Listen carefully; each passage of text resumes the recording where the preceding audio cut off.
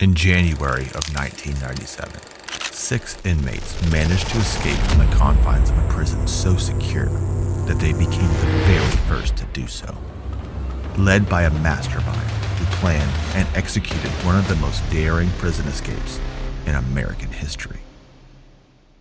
This is the story of the Pittsburgh Six, a group of prisoners who tunneled their way to freedom under the massive walls of the Western Penitentiary in Pittsburgh, Pennsylvania.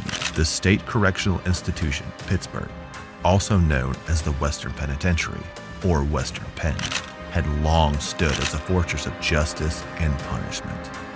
Its moniker, the Wall, was well earned, given its imposing stone barriers that had contained countless convicts since its establishment in the late 18th century. It was designed to be a model of reform and rehabilitation. However, over time, it became notorious for its harsh conditions and high security. Despite its formidable reputation, the prison was breached by 6 inmates in 1996 in what would become known as the Pittsburgh Six escape. The massive prison had 25-foot thick cement and stone walls that extended 3 meters underground, reinforced with iron. It was considered impenetrable, with multiple internal gates, external watchtowers, and advanced security systems. Nuno Pontes was a convicted criminal with a reputation for both intelligence and cunning. Sentenced in 1992 to 10 to 24 years for robbery and a prior escape attempt, Pontes was no ordinary inmate. His high IQ and resourcefulness set him apart from the usual criminals populating Western Penitentiary. During his time at the prison, Pontes was driven by a single formidable goal: to escape from the seemingly impenetrable fortress of Western Penitentiary. Pontes, convicted of cracking safes and other robberies, was a highly educated individual whose previous co-defendants had received lighter sentences in exchange for their cooperation. Pontes had received a lengthy sentence due to his refusal to testify against his accomplices. This deep-seated resentment and desire for freedom fueled his determination to escape. On his first day at Western Penitentiary, he declared to a guard his intention to escape, a statement met with derisive laughter. However, Pontes was undeterred. He knew that escaping from such a high-security institution required not just planning, but brilliance. Pontes knew that for an escape from Western Penitentiary to succeed, it would need to be meticulously planned. The prison was known for its 40-foot-high walls, extensive security systems, and a reputation for being one of the toughest maximum security prisons in the United States. To overcome these obstacles, Pontes set himself a task: to learn something new about the prison every day. He worked as a clerk in the prison. This involved studying the routines of guards, the layout of the prison, and identifying any potential weaknesses in the security systems. While working as a clerk, he made his own blueprint of the prison. Pontes' breakthrough came when he learned about an underground crawl space in the prison industries building close to the perimeter wall. The discovery of this potential escape route marked a turning point in his plans. To access the crawl space, Pontes needed the key to the padlock.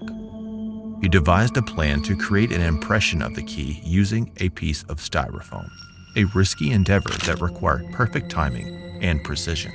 After successfully creating a duplicate key, Pontes knew he couldn't escape alone. He conducted a covert interview process to find trustworthy inmates with the necessary skills. He recruited 5 other inmates, each with their own skills and knowledge that were crucial for the success of the escape plan. The team comprised of Thomas Birkelbaugh, Carmen Keller, George Kennard, Andrew Heim, and Kevin Billingsley. Together, they plotted the details of their escape, with each member assigned specific roles based on their abilities. Carmen Keller, a convicted killer, was responsible for delivering security passes, allowing him to move freely around prison. George Kennard, a convicted killer, worked in a metal shop providing raw brass. According to officials, he has already escaped from this prison in 1972 and twice escaped from one other maximum security prison. Andrew Heim, a thief, could hotwire cars. Kevin Billingsley, convicted of robbery and assault, had worked as a miner and knew how to cut keys. Thomas Berkelbaugh, a Pittsburgh Six member, received a copy of the card key from Billingsley, allowing him to get the crawlspace key into prison. For months, they meticulously crafted a plan that hinged on precision, timing, and sheer audacity. It was Berkelbaugh who identified a weak spot: the prison's laundry facility, an area with less stringent security. The group surmised that if they could exploit this weakness, they might find their path to freedom. With the team in place, the next challenge was testing the duplicate key without getting caught. Timing was crucial, as Pontus had only 17 seconds to test the key while avoiding detection by the guards. The key worked, and Pontus successfully unlocked the door to the crawlspace. This victory fueled his determination, and he began planning the next phase of the escape: tunneling out of the crawlspace. Pontus and Billingsley started digging through the wall at the far end of the crawlspace, a noisy and dangerous task. Despite the risks, they made significant progress. And within 4 weeks, they were ready to tunnel towards the warehouse outside the prison wall.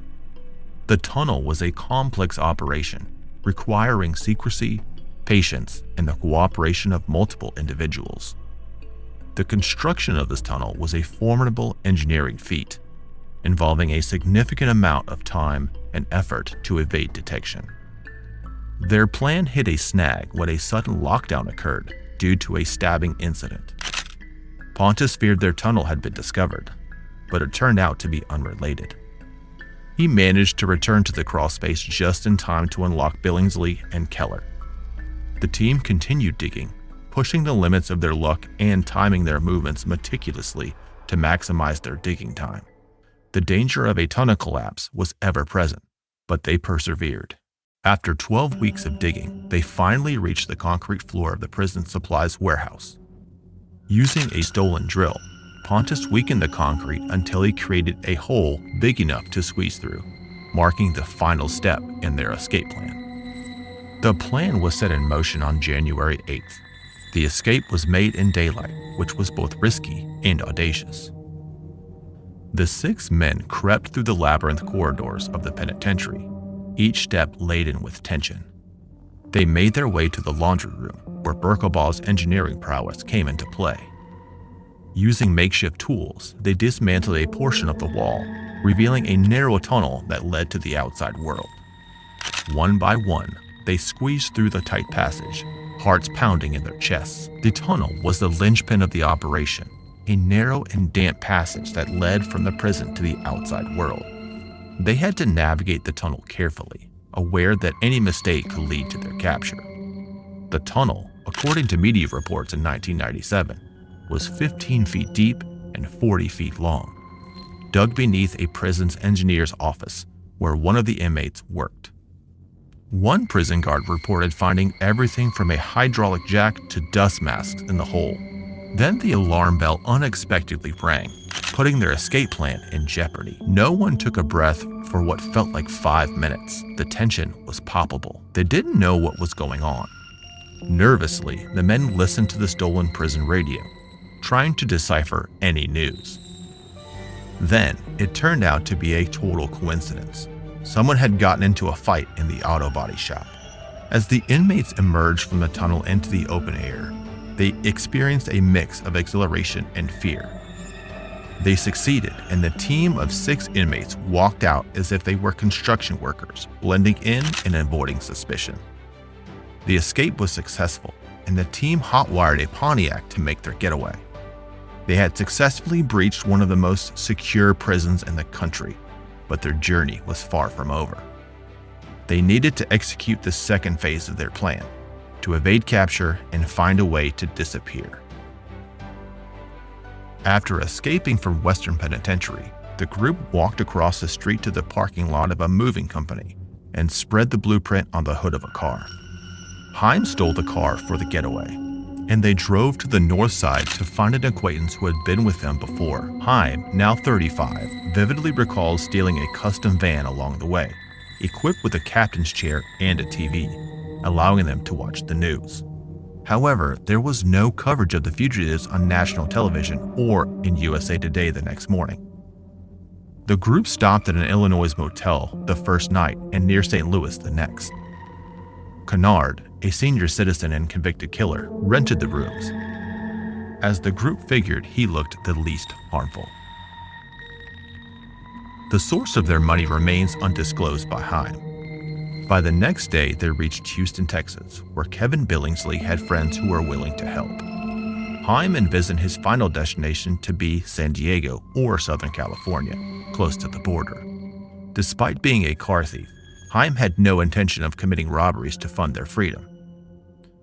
In Houston, they moved from motel to motel every few days, and once to a trailer owned by Billingsley's acquaintances. These friends helped them gather documents to create fake IDs, including birth certificates and military discharge papers. They also acquired weapons, including a sawed-off shotgun and a couple of handguns. Despite some cooperation, there was tension among the six due to drug use, particularly methamphetamine, which made everyone paranoid. Haim did not trust any of them, fearing someone might give up. Shortly after arriving in Texas, Berkelbaugh overdosed on meth. News reports described him babbling and having a seizure at a bus station. The group left him there, assuming he would get on a bus to Florida. However, when they saw on TV that he had been caught, they knew the police were closing in. Several days later, Carmen Keller was caught after a car chase. He and Nuno Pontes were pulled over for wrecking the stolen car. Carmen was caught, but Nuno escaped. The group watched the coverage on TV, laughing at the absurdity of the situation. However, their laughter ceased when Keller was returned to prison, as the police now knew their location and the identities of those helping them. On the 20th day, the police followed their Texas accomplices to a motel where Haim and Billingsley were in the hallway buying sodas. Surrounded by 40 police officers, Haim was high on meth and didn't fully grasp the situation until the next morning in jail. During their time in Texas, he slept only 3 nights, experiencing meth for the first time.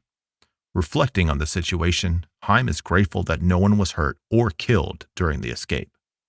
The trial for the first 4 escapees was chaotic, with Haim playing a disruptive role. He was unable to present his defense about prison conditions, and his antics led to calls for a mistrial. Despite his efforts to explain the harsh conditions in prison, his behavior in court only confirmed his sanity, and he was found guilty of escape and criminal conspiracy. After his sentencing, Haim acknowledged that his defense was a waste of time and resources. Ultimately, he served his sentence until January 2005, minus the 12 days on the run. His time in prison was harsh, including 6.5 years in solitary confinement. The Pittsburgh Six's escape led to significant changes within the state correctional institution, Pittsburgh. Security protocols were overhauled, and the facility's weaknesses were addressed. The escape also sparked a broader debate about prison conditions and the lengths to which inmates might go to regain their freedom. Officials believe that the plot was hatched by 2 men, convicted burglar Nuno Pontes and 66-year-old inmate George Kennard, who was serving a life sentence for murder. In the years that followed, the story of the Pittsburgh Six remained a cautionary tale, a testament to the power of human ingenuity and desperation. For Nuno Pontes, Thomas Berkelbaugh, Carmen Keller, George Kennard, Andrew Haim, and Kevin Billingsley, their brief taste of freedom came at a high cost, but their legacy endures as a remarkable chapter in the history of American prison escapes. The tale of the Pittsburgh Six is more than just a story of a prison break. It is a narrative that explores themes of hope, desperation, and the unyielding human spirit. It highlights the flaws in the prison system and the lengths to which individuals will go to reclaim their freedom. The audacity and precision of their escape continue to captivate and inspire, reminding us that even in the most secure confines, the desire for liberty can never be completely extinguished. The Pittsburgh Six became the subject of numerous documentaries. Breakout Season 1, Episode 2, The Pittsburgh Six, and Got to Be Part of the Pittsburgh Six, an episode of the TV series. I Almost Got Away with It that dramatized the escape, cementing their place in the list of American crime history. If you enjoyed this video, please like, comment, and subscribe to Breakout Bank for more videos.